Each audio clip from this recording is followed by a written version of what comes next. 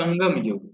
ऐतिहासिक युग के प्रारंभ में दक्षिण भारत का क्रमबद्ध इतिहास हमें जिस साहित्य से ज्ञात होता है उसे संगम साहित्य कहा जाता है। संगम का शाब्दिक अर्थ परिषद या गोष्ठी होता है, जिसमें तमिल कवि या विद्वान जो है एकत्र होते थे। प्रत्येक कवि अथवा लेखक अपनी रचनाओं को संगम के समक्ष प्रस्तुत करता था तथा इसकी स्वीकृति प्राप्त हो जाने के बाद ही किसी भी रचना का प्रकाशन संभव था। परंपरा के अनुसार अति प्राचीन समय में पांड्य राजाओं के संरक्षण में कुल 3 संगम आयोजित किए गए। इनमें संकलित साहित्य को संगम साहित्य की संज्ञा प्रदान की गई। उपलब्ध संगम साहित्य का विभाजन 3 भागों में किया जाता है। पत्थु पातु, इत्थु थोकई और तीसरा है पदिनेन किलकंकु। तिरुवल्लुवर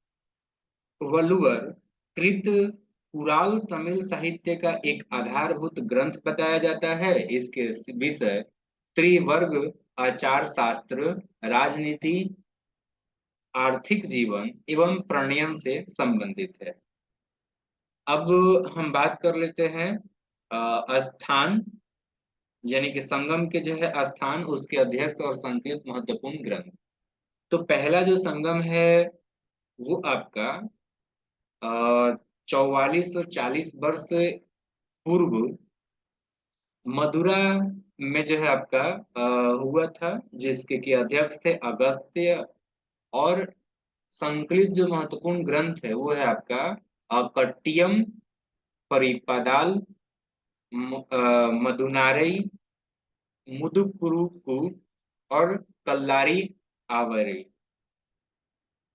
दूसरा संगम 3700 वर्ष ईसा पूर्व में हुआ। ये हुआ था आपका कपाटपुरम में, और ये इसके अध्यक्ष भी जो है अगस्त्य थे। और इसमें संकलित महत्वपूर्ण ग्रंथ है तोल्काप्पियम, जो कि तमिल व्याकरण है, और इसके रचनाकार हैं तोल्काप्पियर।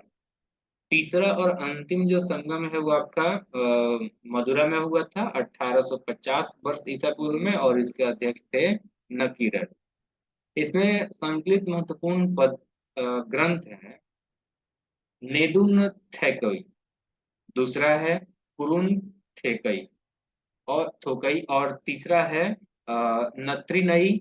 इसी प्रकार से अगला है एनकुरु भुरु, और चौथा हो जाएगा या अगला हो जाएगा परिपादल। इसी प्रकार से पुत्थु, वारई, पेरिसई और सत्रिसय इत्यादि।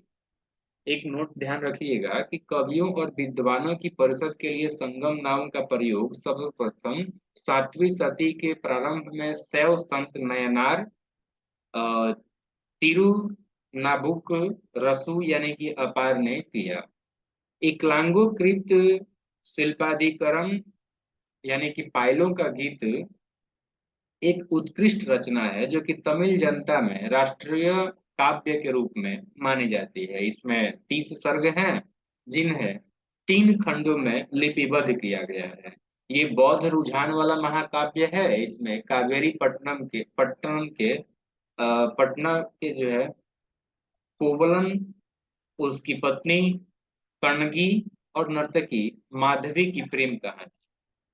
मदुरा के बौद्ध धर्मावलंबी व्यापारी शीतलय सतनार ने मणिमेकलई की रचना की। इसमें 30 सर्गों के अतिरिक्त एक प्रस्तावना भी है। इसमें जैन प्रभाव है। इसमें राजकुमार उदय कुमारन एवं मणिमेकलई यानी कि जो है कोवलन एवं नर्तकी माधवी की पुत्री की प्रेम कहानी है। इस ग्रंथ की कहानी दार्शनिक एवं शास्त्रार्थ संबंध बातों के लिए बनाई गई है। इसका महत्व मुख्यतः धार्मिक है। नीलकंठ शास्त्री के अनुसार ये बौद्ध लेखक दिना दिंगनाथ 5वीं सदी की कृति न्याय प्रवेश पर आधारित है।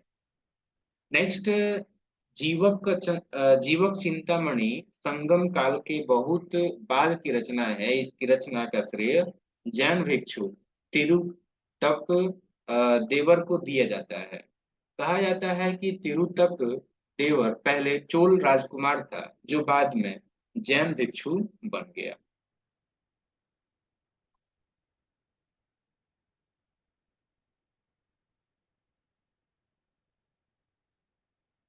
तोल्काप्पियम तमिल व्याकरण है। 5वीं सदी के बाद बहुत सी प्रसिद्ध तमिल रचनाएं नैतिक एवं दार्शनिक उद्देश्यों से लिखी गई। इनमें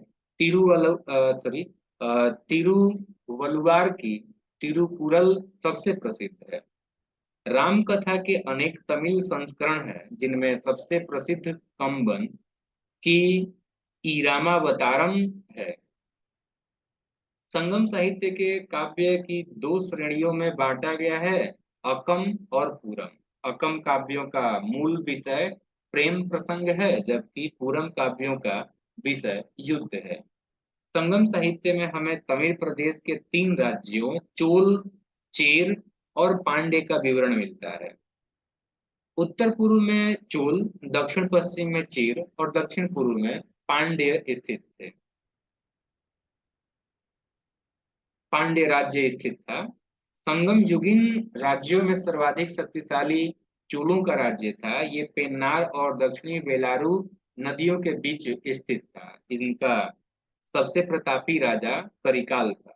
करिकाल ब्राह्मण बतानुयायी था और इसने इसे जो है ब्राह्मण धर्म को राजकीय संरक्षण प्राप्त किया, सॉरी प्रदान किया। फुहार पतन का निर्माण इसी के समय हुआ। इसने कावेरी नदी के मुहाने पर बांध बनवाया और सिंचाई करने के लिए नहरों का निर्माण करवाया। पेरू नानुनुपादे में करिकाल को संगीत के सप्त स्वरों का विशेषज्ञ बताया गया। संगम युग का दूसरा राज्य चेरों का था, जो आधुनिक केरल प्रांत में स्थित था। इस राज्य के कुछ प्रमुख राजा हुए उदयनजीरल लगभग 130 ईसाई ईस्वी में, नेदुनजीरल आदन जो कि 155 ईस्वी एवं सेनगुट्टू वन 150 ईस्वी। सेनगुट्टुवन ने अधिराज की उपाधि ग्रहण की। इसने पतिनी नामक धार्मिक संप्रदाय को समाज में प्रतिष्ठित किया। संगम युग का तीसरा राज्य पांड्यों का था, जो कावेरी के दक्षिण में स्थित था। इसकी राजधानी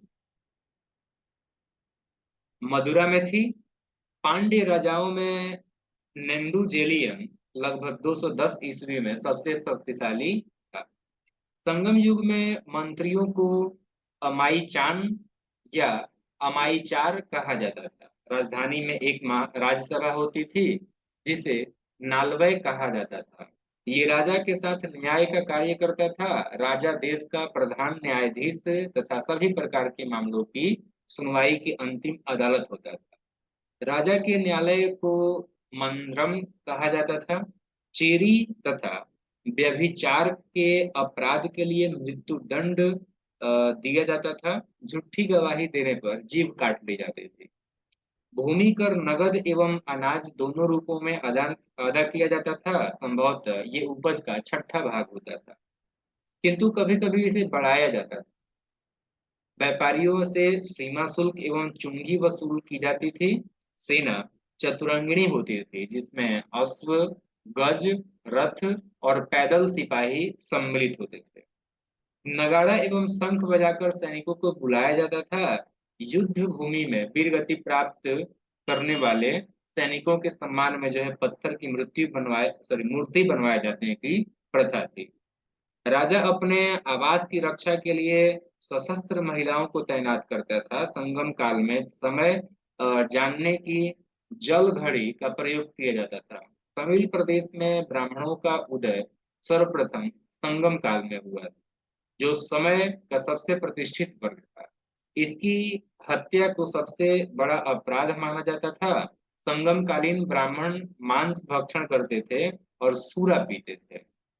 ब्राह्मणों के पश्चात संगम युगीन समाज में वेल्लार वर्ग का स्थान था। इसका मुख्य पेशा जो है कृषि कर्म था। संगम साहित्य में व्यापारी वर्ग को वेनिगर कहा गया है। संगम साहित्य में दास प्रथा के अस्तित्व का प्रमाण नहीं मिलता है। इसके साथ साथ हम बात कर लेते हैं संगमकालीन कुछ अन्य वर्ग तो पुल्लेयन वर्ग जो था वो दस्तकारों का एक वर्ग था, जो कि रस्सी एवं पशु चर्म की सहायता से चरपाई एवं चटाई बनाने का कार्य करते थे। इसी प्रकार से एनियर शिल्पकारियों की एक जाति थी, और मलवर जो है लूटपाट करने वाली जाति थी।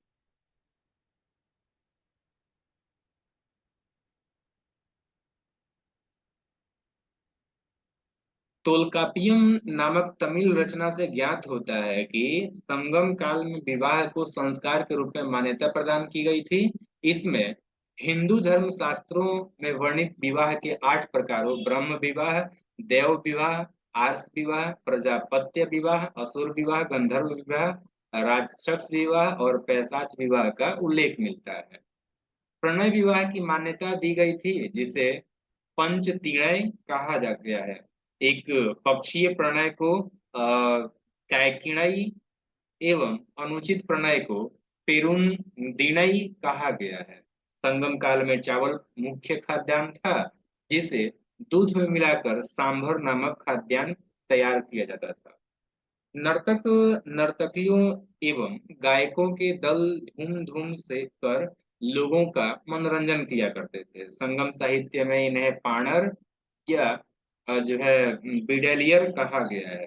तमिल साहित्य में मच्चेलियर तथा ओवेयर जैसी कवियत्रियों की चर्चा हुई है, जिससे स्पष्ट है कि इस काल की स्त्रियां सुशिक्षिता होती थी। संगम काल के लोग कौवे को शुभ पक्षी मानते थे, जो अतिथियों के आगमन की सूचना देता था। कौवे नाविकों को सही दिशा का बोध कराते थे। इस कारण सागर के मध्य चलने वाले जहाजों के साथ उन्हें ले जाया जाता था। संगम काल में समाधियों के स्थान पर पत्थर गाड़ने की प्रथा थी। इन्हें वीरगल अथवा वीर प्रस्तर कहा जाता था। इनकी पूजा भी होती थी। प्रायः युद्ध में वीरगति प्राप्त सैनिकों के सम्मान में खड़े किए जाते थे। संगम काल में किसानों को वेल्लार तथा उनके प्रमुखों को वेलीर कहा जाता था। संगम साहित्य से पता चलता है कि समाज के निम्न वर्ग की महिलाएं ही मुख्यतः खेती का कार्य करती थी। इसे जो है कडेसिवर कहा जाता था। संगम काल में चोलों की समृद्धि का मुख्य कारण उनका सुविकसित वस्त्रोद्योग था। पांड्य राज्य में कोकई, सालियूर एवं चीर राज्य में बंदर प्रमुख बंदरगाह था। कोकई मोती खोजने की प्रमुख जो है पतन के रूप में जाना जाता है। कोरोमंडल समुद्र तट पर पुदुचेरी से 3 किलोमीटर दक्षिण में स्थित अरिकमेडु चोल वंश का एक प्रमुख बंदरगाह था। इस बंदरगाह से रोम के साथ व्यापार होता था। 1945 ईस्वी में हुई यहाँ की खुदाई से एक विशाल रोमन बस्ती का पता चलता है। यहाँ मनकों के निर्माण का कारखाना भी था।